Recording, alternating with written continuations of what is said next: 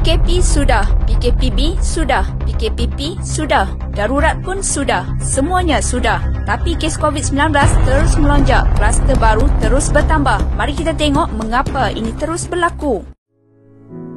Pada awal PKP diperkenalkan pada Mac 2020, segala aktiviti harian sosial maupun ekonomi telah dihentikan. Peniaga tidak dapat berniaga, sekolah ditutup, orang awam tidak dapat menunaikan ibadah di rumah-rumah ibadat. Malahan pada musim perayaan juga disambut secara bersendirian tanpa menjenguk ibu dan ayah di kampung halaman. Kita sebagai rakyat Malaysia semua masih patuh dan bersabar. Kita menyangkakan panas hingga ke petang, rupanya hujan di tengah hari. Lengkuk yang mula mendatar kembali melonjak setelah Menteri Kanan Keselamatan Datuk Seri Ismail Sabri mengumumkan mereka yang pulang dari kempen pilihan raya negeri Sabah tidak perlu dikuarantin 14 hari. Keputusan ini mendapat kritikan kerana kes sedang meningkat di sana dengan 36 kes baharu dilaporkan tertinggi dalam negara. Ini diburukkan lagi dengan arahan untuk menutup pusat kuarantin di Maep. Sebaliknya, hanya menyuruh mereka yang berisiko kuarantin 14 hari di rumah sendiri. Bermula dengan itu, kes terus meningkat sehingga PKP kedua diumumkan pada 11 Januari 2020 dan perisytiharan darurat bagi mengambil alih kemudahan swasta bagi membendung wabak ini. Namun kes terus melonjak sehingga mencapai angka 5,700 kes pada 29 Januari 2021. Dengan penurunan angka kejangkitan baharu, SOP PKP mula dilonggarkan. Restoran dibenarkan menerima pelanggan dan sekolah mula dibuka.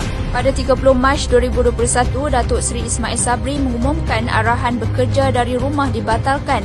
Ini bermaksud sektor ekonomi akan beroperasi dengan kapasiti penuh. Ketika itu, kes masih tinggi iaitu 1,133 kes baharu di seluruh negara. Arahan itu menyebabkan kes mula melonjak semula sehingga mencapai 3,788 kes baharu pada 30 April dan belum ada tanda-tanda penurunan sehingga kini. Perlu diingatkan, semasa darurat diumumkan bilangan kes positif sebanyak 141,533 dengan 559 kematian. Selepas beberapa bulan, pada 1 Mei 2021, jangkitan terus meningkat kepada 411,594 kes dengan 1,521 kematian.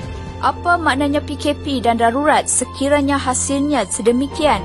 Rakyat Malaysia begitu kecewa dengan urus takbir kerajaan yang dilihat tidak serius. Lebih menyakitkan hati apabila wujud amalan double standard antara orang kenamaan dan rakyat bawahan. Saban hari rakyat disajikan dengan pelanggaran SOP oleh para menteri dan kayangan dengan tindakan dan siasatan berbulan-bulan, tidak seperti rakyat bawahan.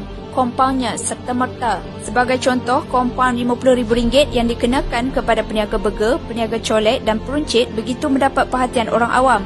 Sedangkan majlis perkahwinan selebriti terkenal akhirnya kompaun RM30,000 sahaja. Itu juga aktiviti yang melibatkan rentas negeri. Terdapat laporan berita wanita sayu kematian ayah dan 2 orang tua meninggal dunia ketika PKP. Sedangkan mereka tidak diberikan kebenaran rentas negeri semasa arwah sedang sakit, sehinggalah mendapat sijil mati dan surat kebenaran kebumikan mayat menjadi bukti. Ini membakar kemarahan orang ramai apabila terdapat sesetengah selebriti yang seenaknya mendapat kebenaran rentas negeri untuk melancong, membeli belah dan menghadiri kenduri. Rakyat sudah lelah, kerja tiada, nak cari makan pun susah. Sedangkan menteri menayang gambar pergi umrah. Sampai bila keadaan kita sebegini?